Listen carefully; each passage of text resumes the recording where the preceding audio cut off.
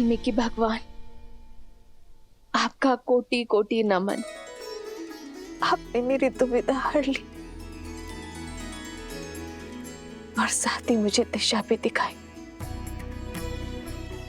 श्री राम नहीं तो राम कथा से उनका परिचय करवाऊंगी, उन्हें अपने पिता सा समान सामर्थ्यवान बनाऊंगी। आश्रम की ओर सावधानी से चलिए। जो धुआं दिखा था अवश्य किसी संकट का चिन्ह है। यदि कोई भी राक्षस या घातक जीव दिखे तो उससे हमें आश्रम की सुरक्षा करनी होगी। जी महाराज।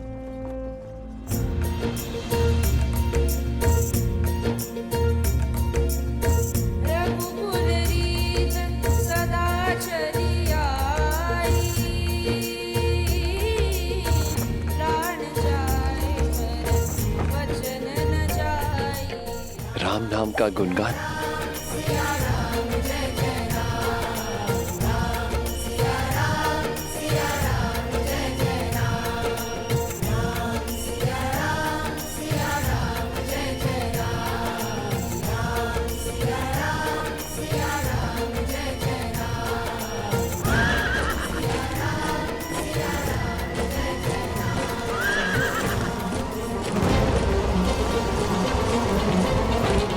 लगता है अवश्य आक्रमण होने वाला है। चुपचाप बिना किसी ध्वनि के अलग अलग दिशाओं में छुप जाओ। अचानक से ये गायन क्यों रुक गया? छोटी छोटी टुकड़ियां अलग अलग दिशा में जाकर आश्रम की रक्षा के लिए तैयार रहो। ऐसी जगह देखना जो आश्रम के निकट हो और आश्रम को चारों ओर से सुरक्षित कर सके। मेरे संकेत की प्रतीक्षा करना।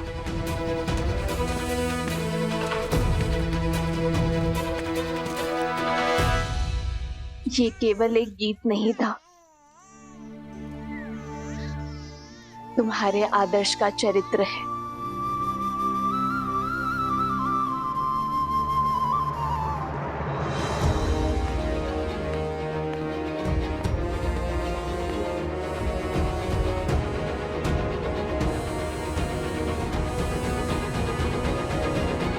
लगता है आक्रमण किया गया है।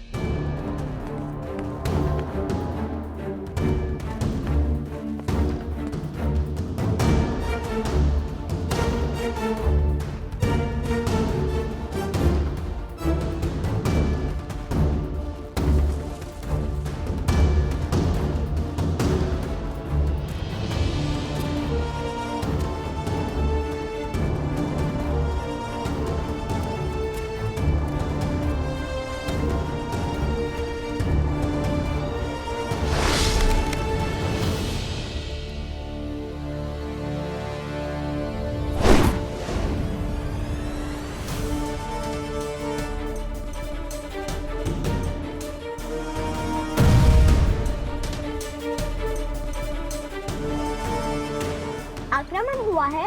अवश्य कोई मायावी आया है जो आश्रम पर आक्रमण कर वन देवी को लेने आया है। आप सब घबराइए मत। मैं तो यहाँ आपके गाने के बोल सुनकर आया हूँ। भागो, भागो! असुर है, भागो, मायावी आया है।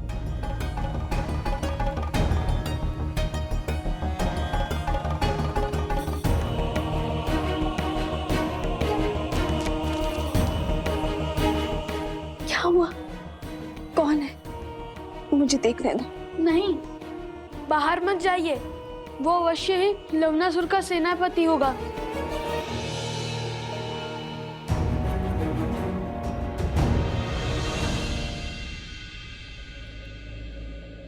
जिसके मुख पर श्री राम के नाम का गुणगान हो, उससे किसी से भयभीत होने की कोई आवश्यकता नहीं है।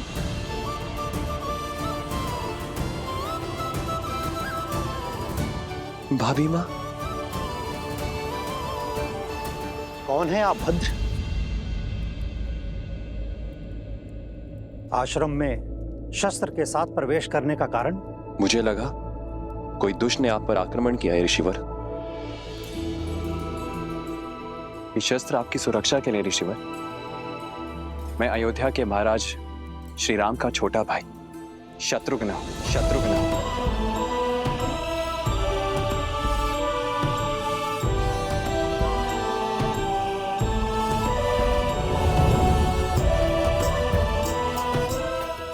शत्रुघ्न भैया,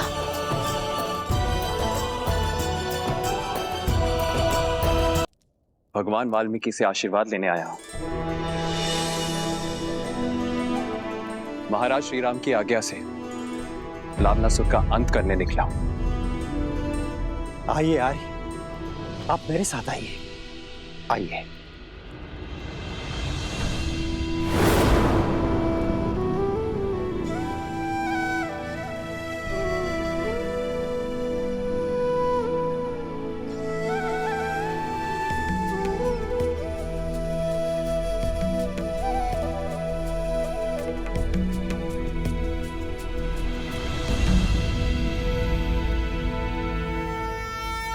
धन्यवाद जो आपने रघुकुल के लिए किया है,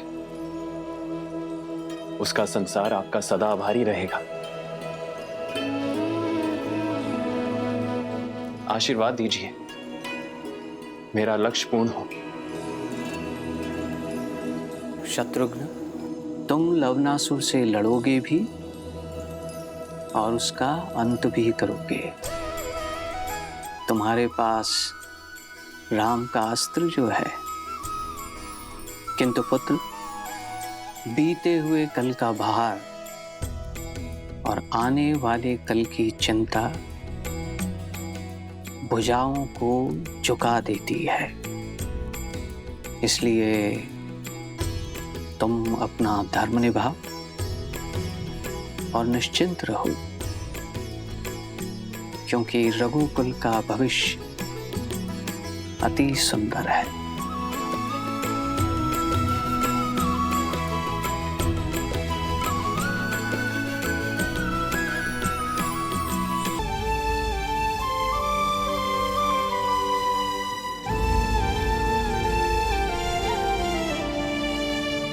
ये कैसी विडंबना है।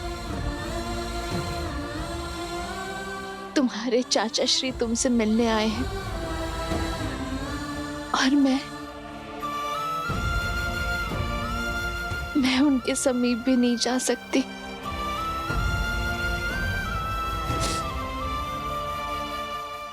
मेरा हृदय तो ये सोच सोच कर बैठा जा रहा है कि मैं कैसे रघुवंश के भविष्य को एक रघुवंश के आशीर्वाद से दूर रखूं।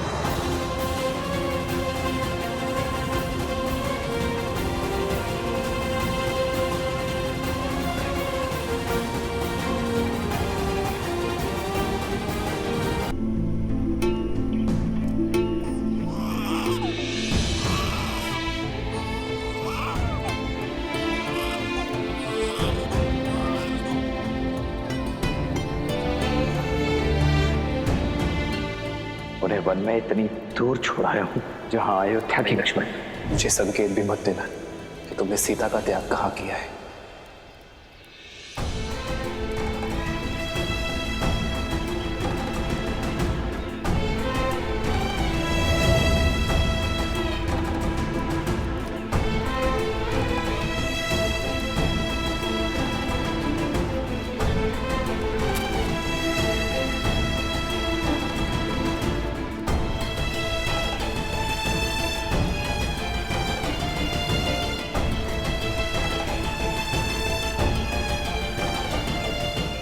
आशीर्वाद दीजिए भाभी माँ कि आपका पुत्र भैया के सौंपे कार्य को पूर्ण कर सके।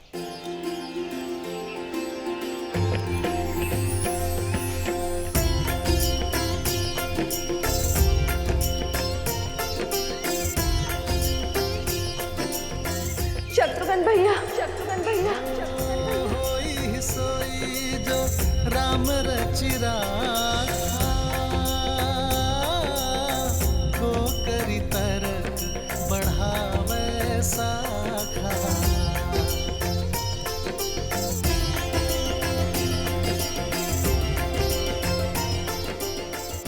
कैसे है मेरे श्री राम? राम सिया राम जय जय राम। राम सिया राम जय जय राम। राम सिया राम जय जय आप दोनों? आत्मा के बिना प्राण कैसे होते हैं? आप यहाँ आश्रम में वनवासी का जीवन जी रही हैं, अभावों में रह रही हैं, और वहां राम भैया अपने महल में सन्यासियों का जीवन जी रहे हैं। दिन भर प्रजा और परिवार के कार्यभार संभालते हैं और फिर अपने कक्ष में आकर वल्कल लपेट लेते हैं। राजसी भोजन त्याग कर फल आदि का सेवन करते हैं। अयोध्या के प्रतापी महाराज से आपके पति बन जाते। कोई कुछ कहता नहीं है भाभी माँ, किंतु सब जानते हैं कि भैया का केवल तन वहां है, उनकी आत्मा यहां आपके साथ है। आपकी पीड़ा उनके त्याग में झलकती है। राम सिया राम सिया राम सिया राम। प्रेम और समर्पण की पराकाष्ठा है मेरे श्री राम। प्रेम के बिना समर्पण असंभव है भाभी माँ। ये त्याग तभी हो पाया क्योंकि आप दोनों का प्रेम असीमित है।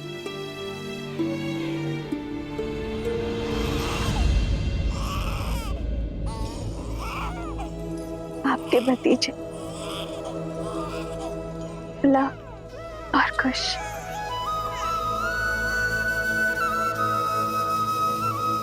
भाभी माँ, पूरा सिया परिवारा, प्रबल आनंद शत्रुघ्न जो पारा।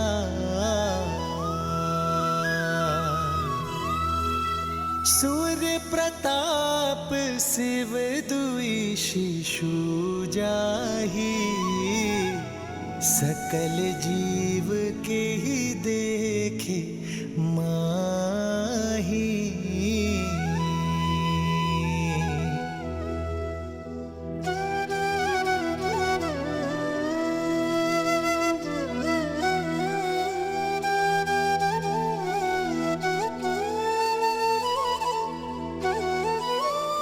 अब आज्ञा दीजिए भाभी माँ।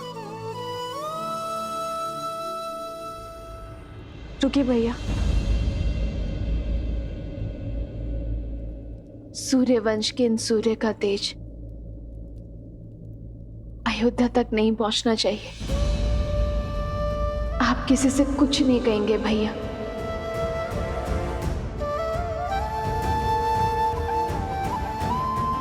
श्री राम से भी नहीं।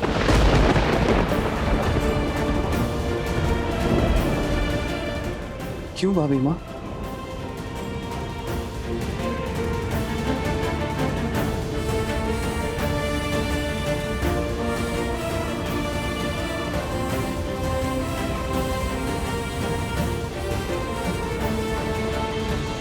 संतान के लिए पिता का मोह वो घातक शस्त्र है शत्रुघ्न।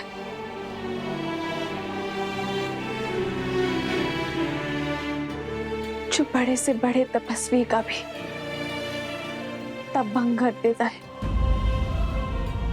यदि मेरे श्री राम के मन में अपनी संतान के लिए प्रेम जागा तो कहीं उनका तप भंग ना हो जाए शत्रुघ्न।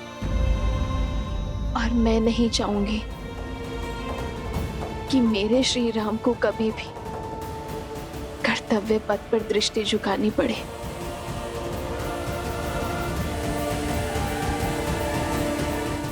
आपके आदेश का पालन किया जाएगा भाभी माँ। अब मुझे आज्ञा दीजिए। तेरी जय जयकार सिया राम की जय जयकार।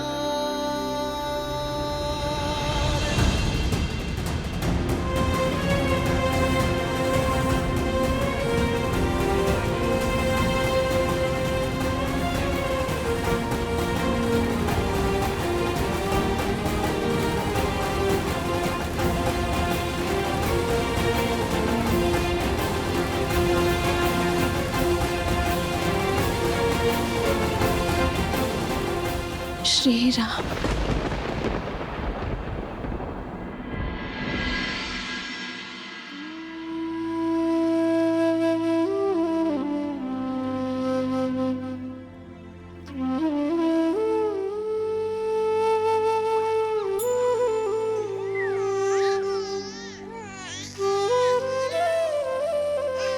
मंगल भवन अमंगल हारी द्रव सुदस राम भैया अपने महल में सन्यासियों का जीवन जी रहे हैं।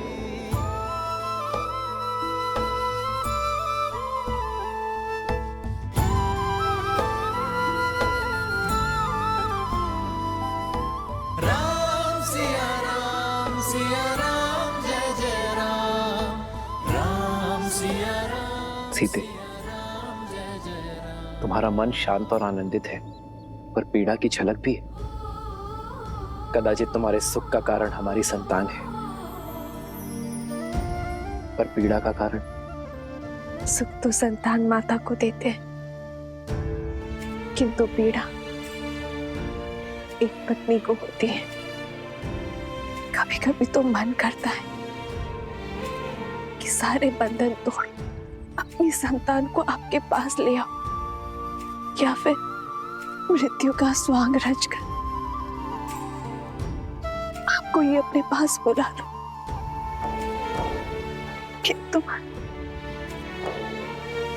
किंतु तुम जनक की पुत्री हो, राम की अर्धांगिनी हो, रघुकुल की पुत्र वधू हो।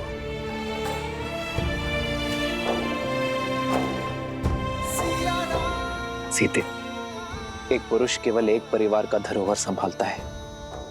एक स्त्री के कंधों पर दोनों परिवारों की पवित्रता का भार होता है। भार तो ये भी है आर्य कि मेरे पुत्रों को कभी पिता का छत्र छाया नहीं मिलेगा, और पति को पुत्र सुख। कहीं मैं इस भार तले ना दब जाऊं आर्य।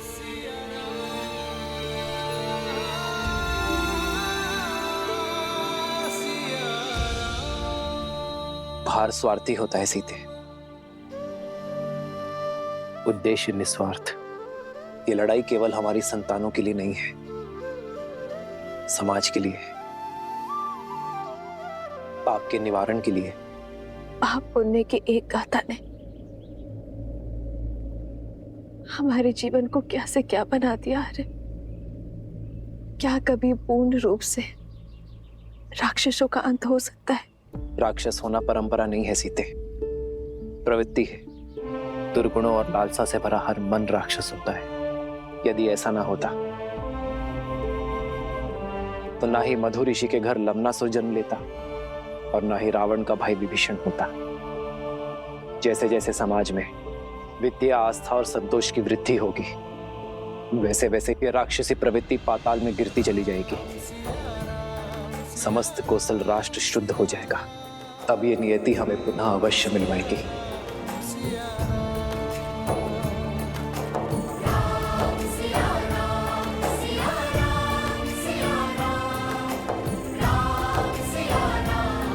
राम कथा में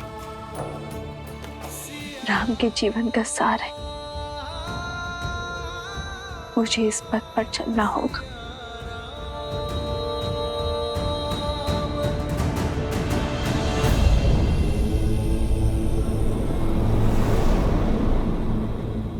माता सीता अगर अयोध्या में होती तो लव और कुश का लालन पालन उनके लिए कितना सरल होता ना। अब यहाँ आश्रम में अयोध्या की महारानी को शरण लेनी पड़ी है। पुत्र गणेश, इस संसार में हर स्थिति का महत्व होता है। देवी सीता की इस स्थिति का महत्व है अपने पुत्रों को सुसंस्कार देना और लोक अपवाद से उनकी सुरक्षा करना। गणेश, जैसे तुम्हारी माता आदि शक्ति संसार की कारण शक्ति है, देवी सरस्वती संसार की ज्ञान शक्ति है, वैसे ही देवी लक्ष्मी संसार की पालन शक्ति है। अब तुम ही सोचो, जो समस्त संसार का लालन पालन करती हैं, जब वो इन विषम परिस्थितियों में मानव अवतार में सीता के रूप में अकेले अपने दोनों पुत्रों का लालन पालन करेंगी, तो उनके दोनों पुत्र कैसे प्रखर होकर निखरेंगे।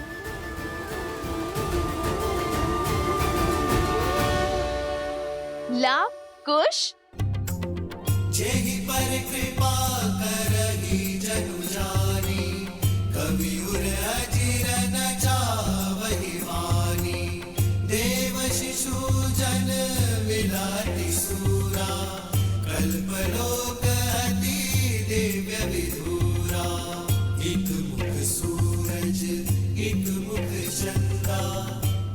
लव कुश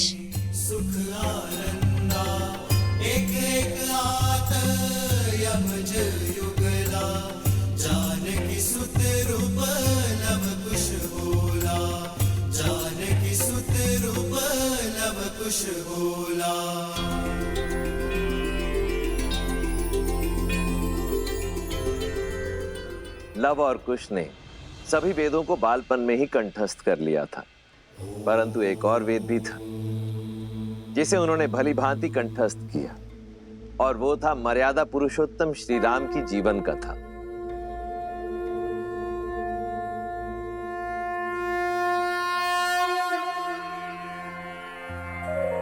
बैठो।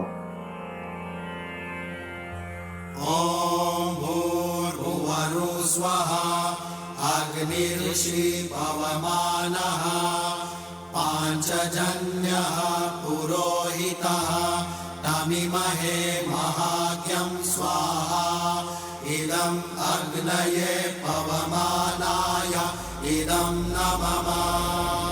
शास्त्र विद्या के साथ साथ शस्त्र विद्या में भी निपुण होते चले गए। जो नदी के तट को मिलाते से तू जन्म मात पिता मिलन के हेतु रामचंद्र सिय विरह घटाने प्रकटे लव कुश रूप सुहाने। जो नदी के तट को मिलाते से तू जन्म मात पिता मिलन के हेतु रामचंद्र सिय विरह घटाने प्रकटे लव कुश रूप सुहाने। जहां एक और लव कुश अपनी माता सीता के सानिध्य में महाप्रतापी राजा राम के गुणों को ग्रहण कर रहे थे,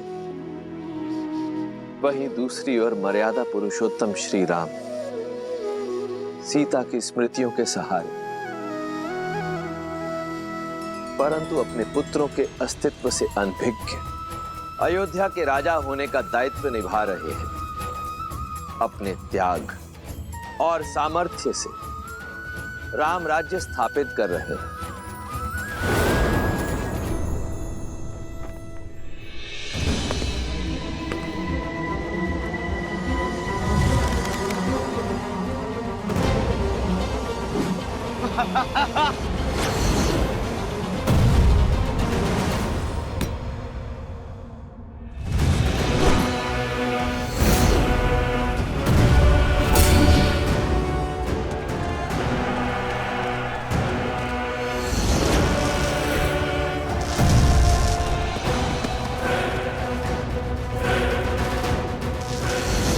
वहां शत्रुघ्न और लवनासुर का युद्ध वर्षों तक चला।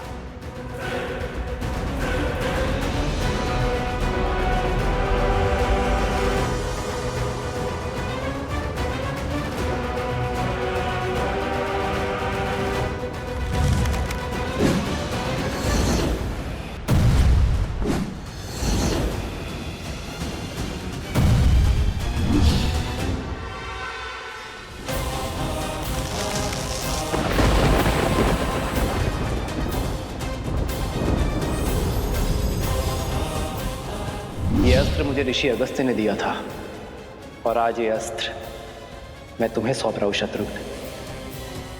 कदाचित नियति ने इस अस्त्र पर लवनासुर का ही नाम लिखा है और आज ये अस्त्र अपना कर्तव्य निभाने के लिए सज्ज है।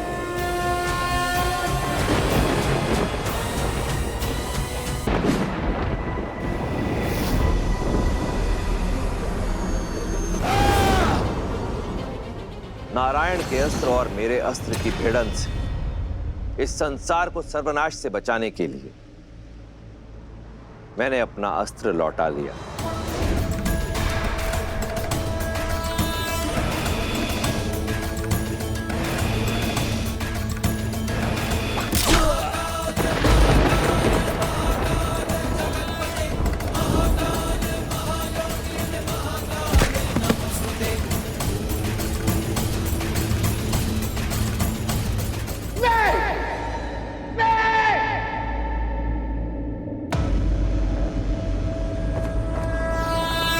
सहस्त्रमुख रावण का यह अस्त्र निस्तेज होकर नहीं गिर सकता।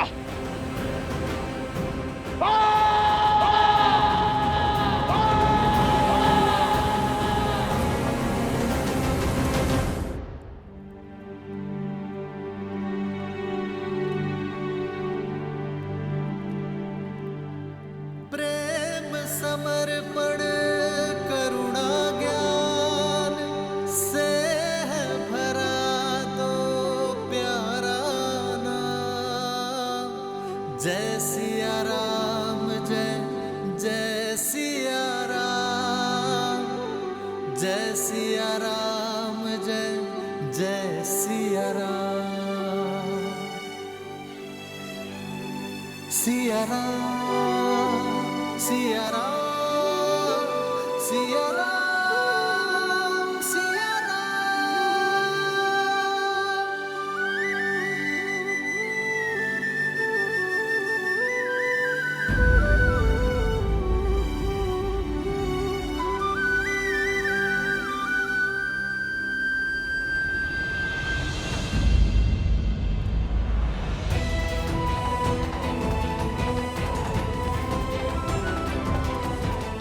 आओ लक्ष्मण।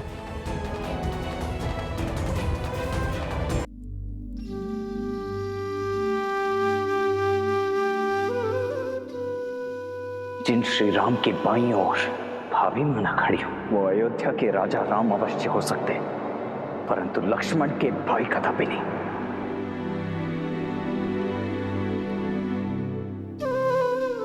बोलो लक्ष्मण, यदि मन की बात मन में ही रह जाए तो पीड़ा अधिक होती है। अपनी पीड़ा को तो अपना क्रोध बनाकर आप पर उड़ेल दिया है मैंने। आपसे विद्रोह किया, आपसे दूर रहा, परंतु आपने अभिमान से विरह और मेरे क्रोध की पीड़ा को सदैव सहन किया। आज भी कर रहे हैं। सीता से विरह तो तब होगी ना जब हम मन से दूर हो जाएंगे। सीता मेरी श्वास है लक्ष्मण, और श्वास मृत्यु के बाद ही दूर होगी शरीर से।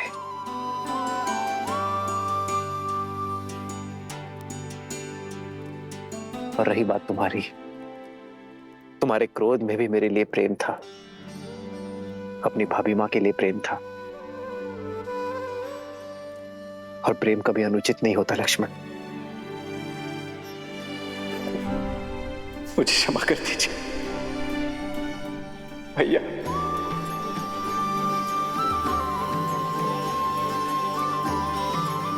क्षमा कर दीजिए भैया।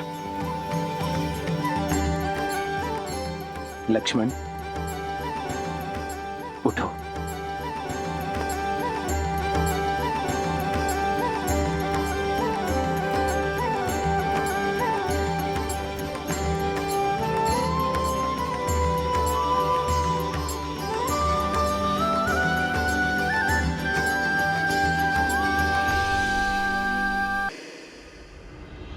भैया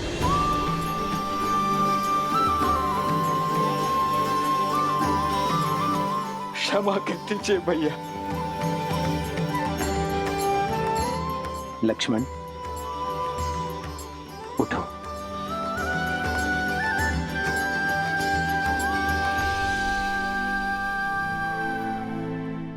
ये सत्य है भैया, आपके निर्णय की अवहेलना करता रहा।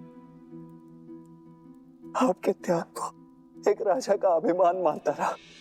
परंतु सत्य ये भी है भैया कि इतने वर्षों तक प्रति क्षण में आपको देखता भी रहा। इतने वर्ष मंगल में एक प्रवासी की भांति रहकर अभिमान से दूर होकर भी आपने उन्हें स्वयं से दूर होने नहीं दिया भैया। आपका त्याग आपके प्रेम का साक्षी है भैया। राजा का कर्तव्य निभाने के लिए आपने स्वयं को इतना बड़ा दंड दे दिया। प्रजा के कल के सुख के लिए आपने अपने आज के सुख की आहुति दे दी भैया। मुझसे बहुत बड़ी भूल हो गई है भैया, बहुत बड़ी भूल हो गई है, मुझे क्षमा कर दीजिए। नहीं लक्ष्मण,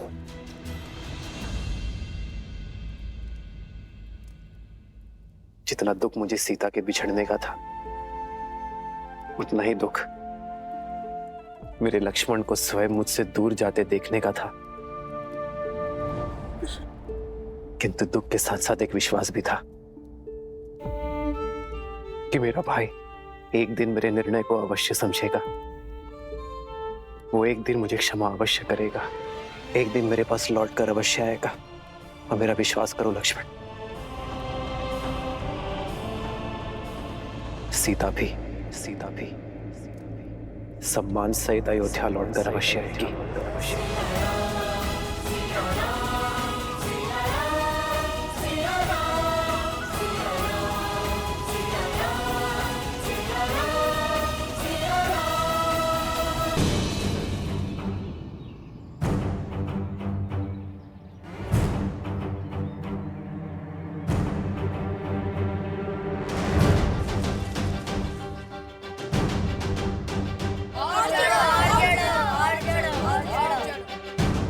बस अब और नहीं चढ़ पाऊंगा शांडिल्य। पिताश्री ने यज्ञ के लिए श्रीफल मंगवाए हैं, रिक्त हाथ लौट नहीं सकते। ऊपर चढ़ो, अन्यथा दंड मिलेगा।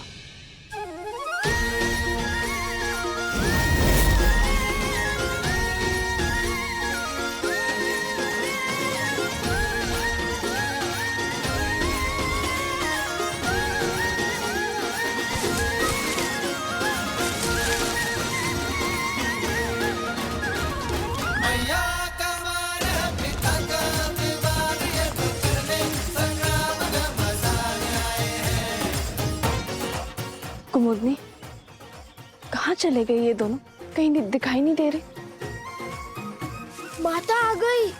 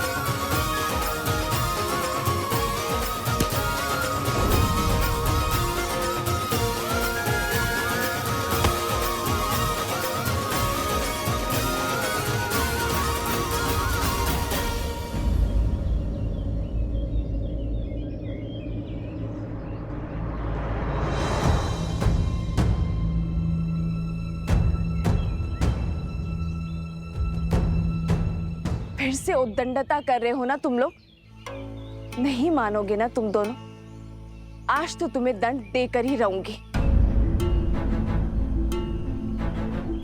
कुश, नीचे आओ। नहीं, मैं नहीं आऊंगा। अब दंड दोगी। ऊपर रहकर क्या दंड से बच जाओगे? मैं भी देखती हूँ कि कैसे नहीं उतरते।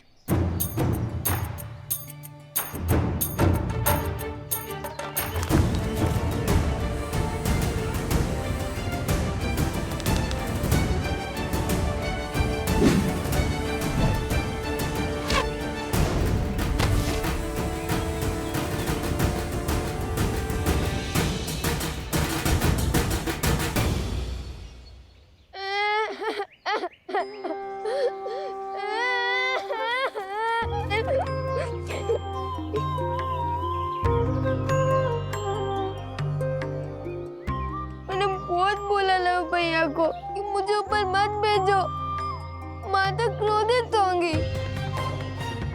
फिर उन्होंने मेरी एक ना सुनी। बड़े भैया का आग्रह था, वरना मैं और इतना बड़ा दुस्साहस। रोना बाद में, पहले दंड लो। जब डांटने का उद्देश्य पूरा हो गया, मैंने रो भी लिया। फिर क्यों डांटना? जो नहीं रो रहे हैं उन्हें डांटिए ना। बहुत बचाल हो गए हो तुम दोनों। आज संध्या का भोजन तुम दोनों को नहीं मिलेगा। जाओ, यज्ञ में भूखे बैठे रहो।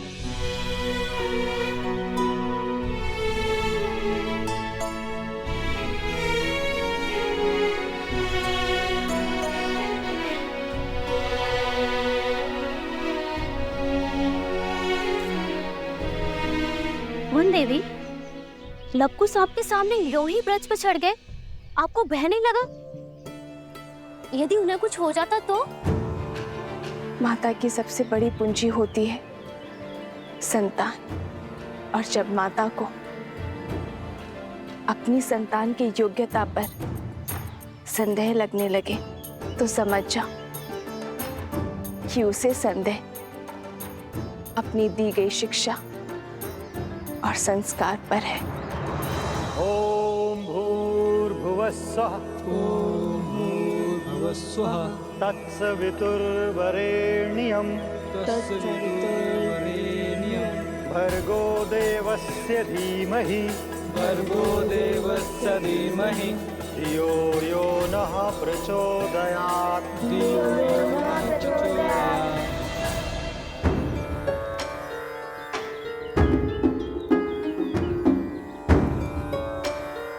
लव, कुश, तड़ासन में खड़े होकर वेद पाठ करो।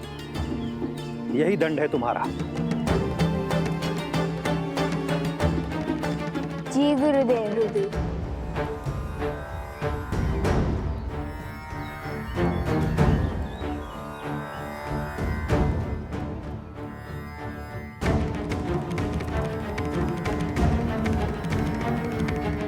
देख रहे हैं लव भैया कैसे माता और गुरुदेव से हमारी चुगली करके हमें दंड दिलवाकर कैसे मुस्कुरा रहा है ये शांडिल्य। पता नहीं माता का मन बसीचेगा भी या नहीं। मुझे तो अभी से ही भूख लग रही है। और तन पाना है, शांति से वेदों का पाठ करो और करने दो। ओम भूर्भुवस्सुः तत्सवितुर्वरेण्यं भर्गो देवस्य धीमहि धियो यो नः प्रचोदयात्।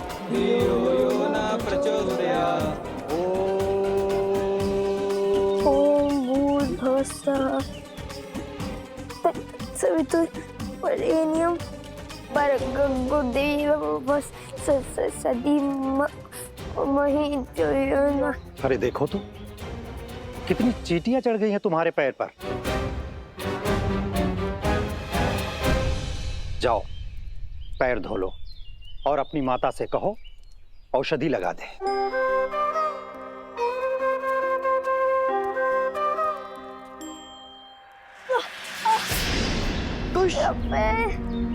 भैया सहायता करो। जाओ सहायता करो। जी गुरुदेव। कुश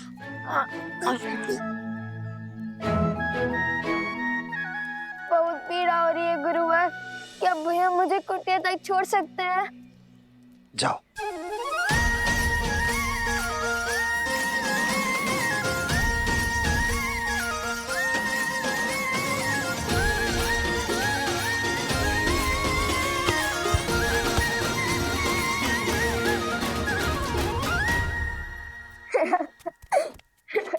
क्या आवश्यकता थी इस स्वांग की? आवश्यकता थी भैया।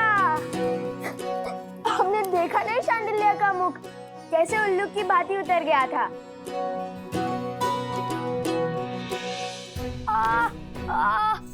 पैर। अरे अब क्या हुआ? बहुत पीड़ा हो रही है। क्या हुआ?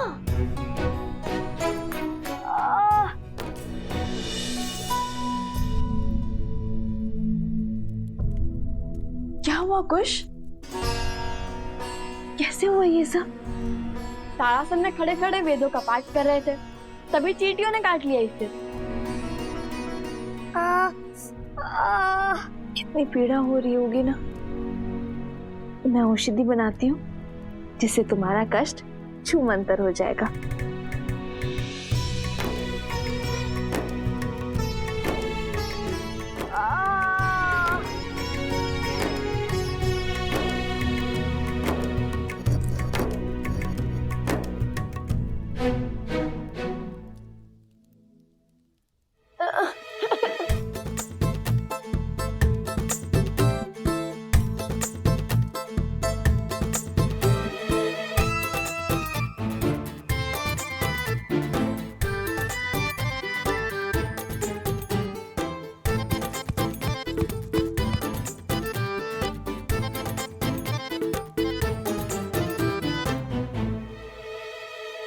माता रहने दीजिए ना, इतनी भी पीड़ा नहीं हो रही माता।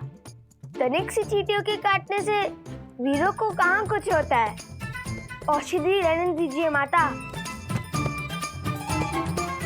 और भोजन खिला दीजिए, बहुत भूख लगी है।